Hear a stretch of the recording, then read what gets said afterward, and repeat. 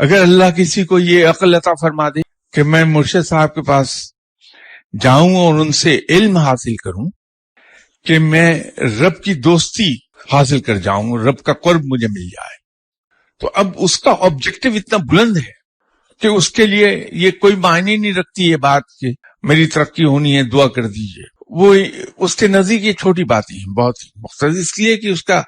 जो objective set किया उसने अपने लिए वो बहुत बुलंद है। लेकिन अगर मैं मुर्शिद साहब के पास जाऊं कि मुझे दुनियावी सहूलतें हासिल हो जाएं, मेरी दुनियावी जिंदगी कंफर्टेबल हो जाए, इन्हीं दुआओं में रह जाऊंगा, तो अगर मुझे वहां से लेना है, सीखना है कुछ,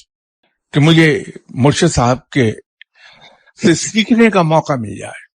तो जो इंसान सुनता है वो हमेशा गेन करता है, जो बोलता है वो खो के आता है वहां।